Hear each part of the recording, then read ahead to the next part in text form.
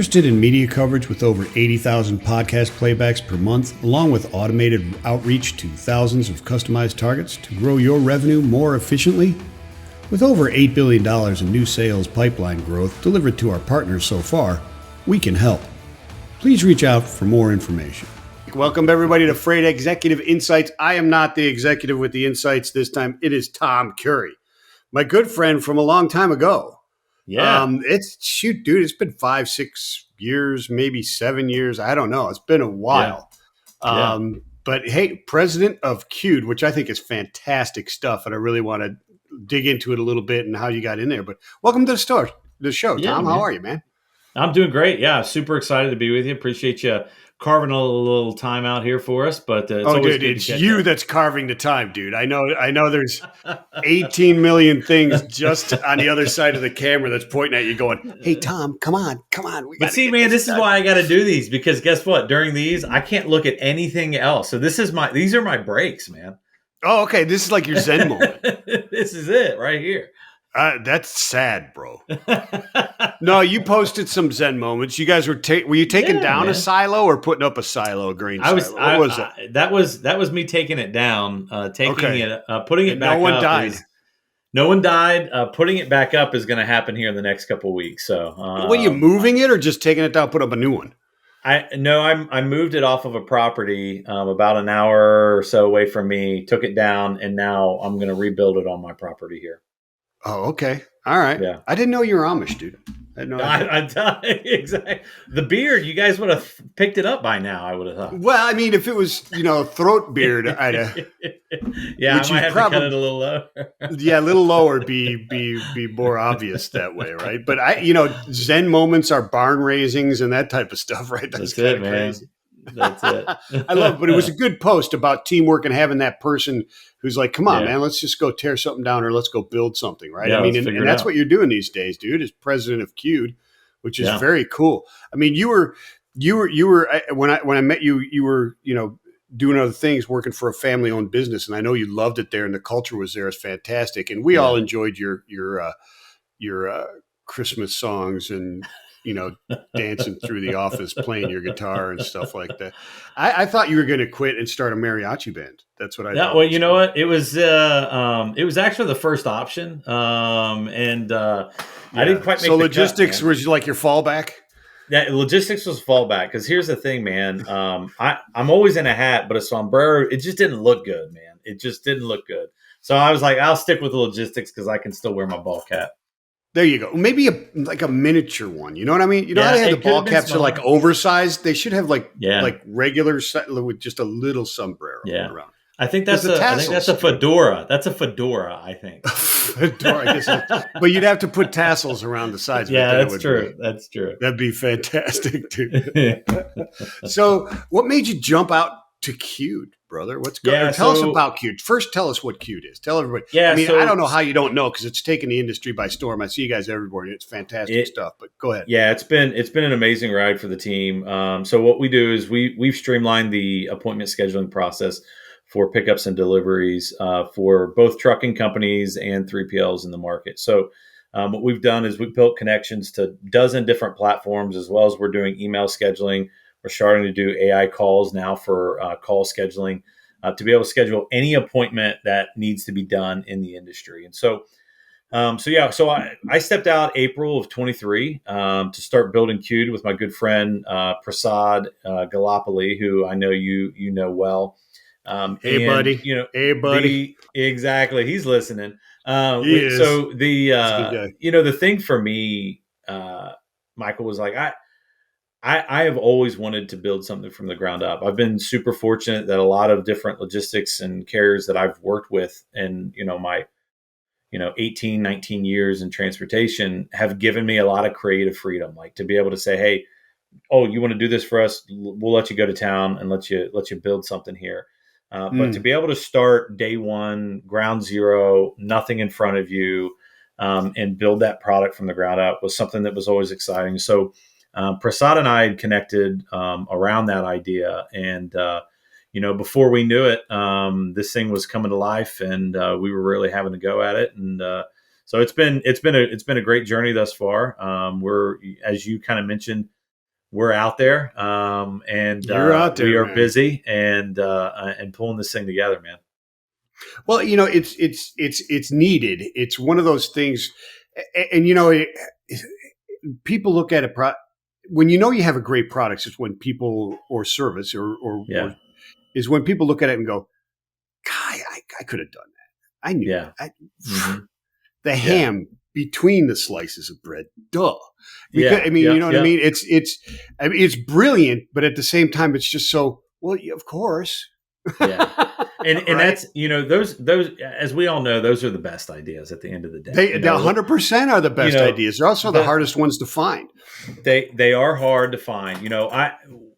I've had this conversation several times, is that, I bought a lot of technology in the space. I was always kind of like an early adopter to technology that was out there. I think I served on probably everybody's advisory board at some point. But one of the things that I started seeing is that, there were a lot of solutions that were being brought to the market, but they didn't have a clear problem that they were solving.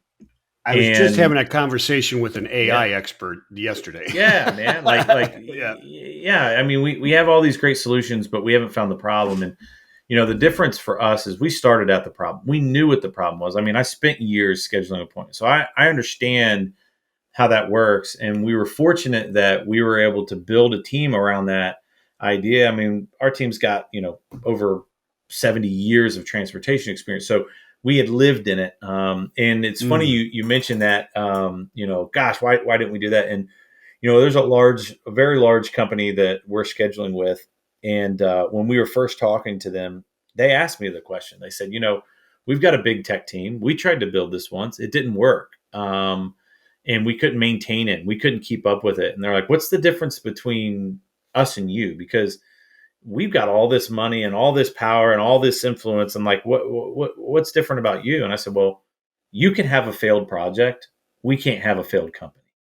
I mean, we live in this 24/7. And, we're very much so focused on solving that problem. We're not getting distracted by saying, oh, well, maybe we'll build this too. Maybe we'll build that over here too. And, oh, maybe we'll do, we're not trying to be everything to everyone. We're trying to be appointment scheduling to the industry. And that's our focus. Yeah, it's your core business. Yeah. That's what you're focused on. So it makes sense that you would be more. I mean, like you said, we have to be successful. That's it. I mean, we've got no choice. We got people and families dependent on us at this point. We've got to make it come together. That's right. Necessity and Frank Zappa are the mothers of invention. That's right. Yeah. Yeah. I mean, that's what I've always been told. Yeah. So it's really cool because it's like, it's building on, there was that coalition that was trying to get everybody together to share appointment data and all that kind of stuff. I think our good friend Driegert was involved with that back, if you remember, a few years back, and that type of stuff. Did it come out of that, or does that kind of invigorate that type of thing, the collaborative? Because it's a massive thing when you first think about it. It's just scheduling, but as I was talking to Prasad about it, right? Holy cow! The blue ocean of things that you can impact is really amazing when you stop and step back, kind of look at it and go, wow, this could go a lot of places. Absolutely. Well, when you sit in the desk and you get a load and it's a Friday for a Monday and it's a 500-mile run, and because of the way that the structure of the load is, you're going to have to pay for layovers and such. It changes the dynamic for that shipment. And it's no different Friday for a Monday versus a Tuesday afternoon for a Thursday morning or a Thursday evening, right? Like there's significant swings in the market because of what happens. And so I remember I was at a trucking company several years ago, and one of the things that we had done is we were moving out of this cost per mile. Like, as a trucking company, we always measured everything per mile. Yeah. But we were making the transition of the cost per hour on lanes because it really came down to the drive clock. Right? How many hours am I securing that driver and that piece of equipment? And appointment scheduling ties very, very closely to that, because if it's sitting on the truck for 5 hours longer than it needs to, that's lost. That's lost money. Same miles, but it's completely different from a time perspective. And so, there is a ton that this ends up connecting to throughout the entire life cycle of a shipment, or the profitability of a specific account or lane. And we're starting with, hey, let's actually build the connections. Let's get the appointment scheduling. We're scheduling tens of thousands of appointments completely automated now every month. And so now it's that, how do we continue to get more logic and more decisioning around it to make this even more impactful for those end users that are sitting there every single day. Yeah, I mean, and it goes. I mean, you mentioned it's there for the really for the intermediary and the carrier, right? The asset and non-asset, sure. But and there's plenty of things to impact there. Yeah, as you were just expounding on, and there's many more past that. But you break down into the wall of the shipper or consignee. Yeah. And the link and the efficiencies that they can gain throughout their entire manufacturing supply chain process, just because of this, is just amazing. Once you start linking that type of stuff, now the control of inventory in motion, that collaborative, that insight, that data, the transparency that we've all talked about, the buzzwords that we're like, yeah, well, does anybody really know what transparency? Now it really comes to light, right? Because now you're kind of opening that door to, oh, wait a minute. Now can I not only, Tom's telling me it's going to be here on Tuesday, but I know it's going to be here on Tuesday, and I can start to impact where, when, what time, and really prioritize shipments hitting my dock, right? Yeah. And you can automate that through your ERP systems as well, eventually. Yeah.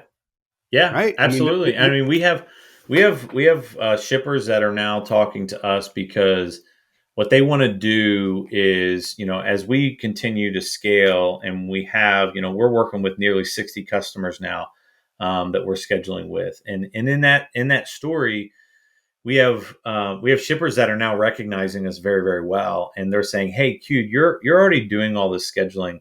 Can you help us?" Because what they want to do, and I remember this from, I used to sell managed services, and in that space, a lot of times I'd get in front of a customer and they'd say, I need help with my labor allocation because I have people ready to unload trucks. Right. And the problem is that truck's not going to be here when they said they were going to be here. But your truck is already here. But I don't know that I can take your truck because I don't know that the other guy's truck's actually going to be late. I'm still waiting for him. Right. And so all this back and forth, and some of these locations are now saying, hey, what if we allowed you to own the dock and you could proactively, dynamically move these appointments based off of the actual location? 100%. That's exactly what I was in my mind. Yeah, that's fantastic. Yeah. So we do see a path where we're going to move into what we would call dynamic scheduling, where we're able to suggest and then transparently move these appointments to flex based off of a driver, and that's better for the driver. It's better for the customer. It's better for the receiver. It's better for everyone in that story, as long as you do it right. And you have to have scale. And so we've been really fortunate that our customer base believes in that, but then also their customer base believes in that, and we're continuing to hear more about that that story as we get deeper and deeper with some of these connections. Well, yeah, I mean, service becomes much better. Your efficiencies become much better. Your production schedules. I mean, the dock is where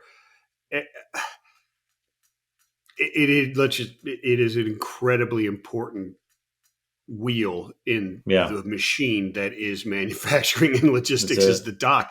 And what you're in a sense doing is you're opening up the visibility that is inherent within a traditional hub and spoke LTL operation, right? Because that's exactly what you do. You know what's in your operation. You know when it's going to arrive.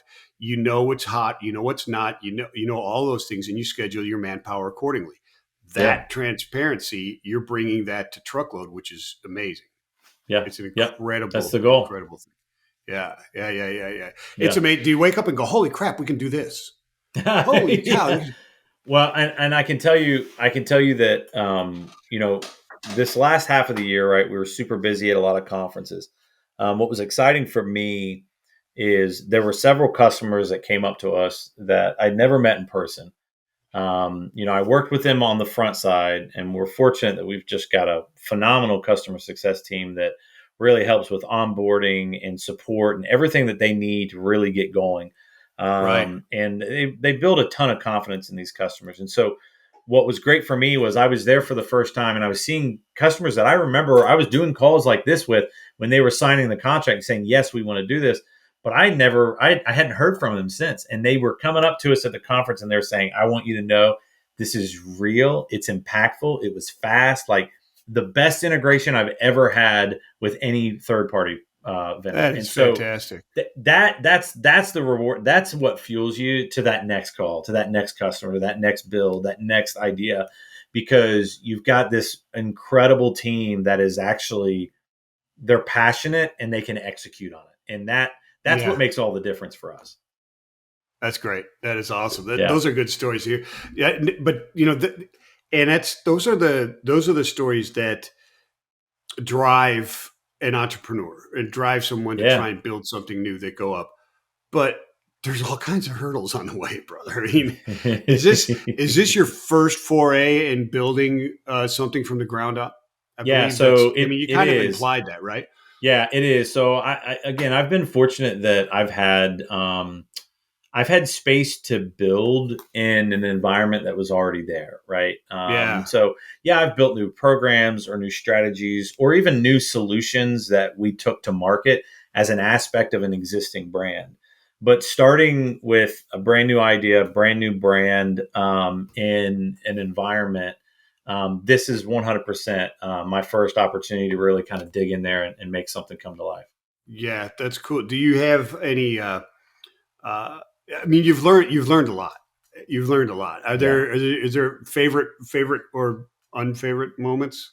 I think there's a few moments that I would mention. The first 2 weeks are impactful weeks because especially if you came from an environment like I was, I was surrounded by a lot of people. I'm a bit of a people person. So you have this team, you have all this structure, you have all these things that you're used to working with. And I'll never forget those first couple weeks, and you're there in front of the screen and you're like, okay, it's time to build.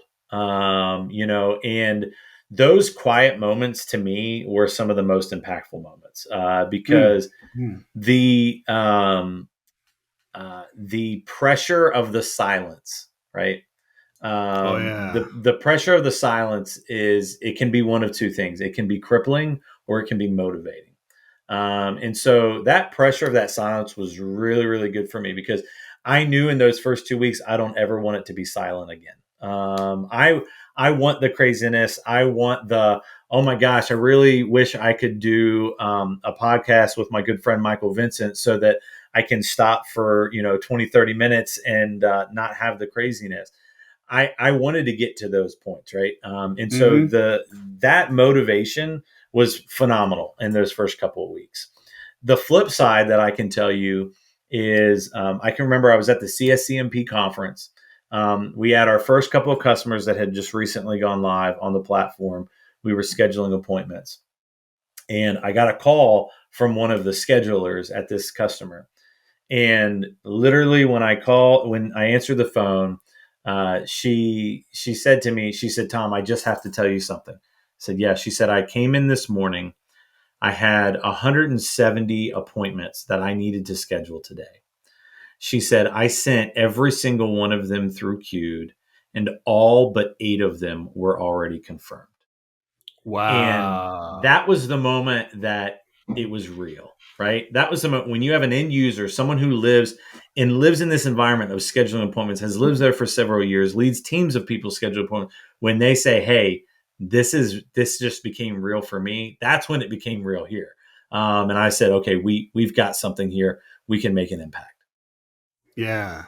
That's tremendous. That is unbelievable. So it's all worth it, brother, right? I mean, that's it. Somebody who's out there that got this idea, I mean, let's assume it's a good idea, right? Because you hear on Shark Tank, hey, don't ever give up on your idea. Well, I don't know about that. Sometimes Mr. Wonderful's right. Take it out and shoot it, right? Right. I don't. It's true. Yeah. I'm not going to encourage anybody with any idea to just keep going after it and never give up because, I don't know if they're all going to work. But sure.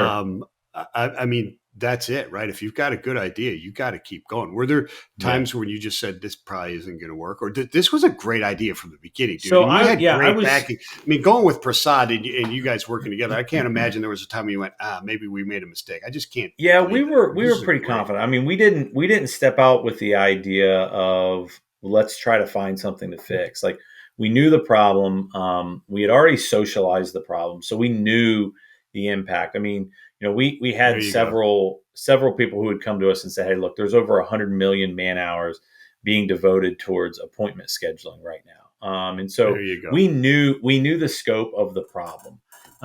Where, we were fortunate was to, I tell people all the time, if I've ever been fortunate in anything in my career, it's been able to find really, really great people who care and are passionate. And it is those people that transform it from an idea to a solution, right? And that is what we've been able to see. That's what we've been fortunate enough to find. And so there was never, you have, I would say, you have experiences that make you question, right? How am I going to approach this differently? This didn't work. How do we go about it this way? Is there a different way to look at this? But there was never a moment of doubt where it was like, ooh, I don't know that we'll actually be able to pull this together. We've been really fortunate with the team that we have that they haven't looked at us yet and said, no, we can't do that. And so that continues to just drive that innovation for our team, which is one of our core principles, is that, we're just going to constantly innovate. And okay, we've done this.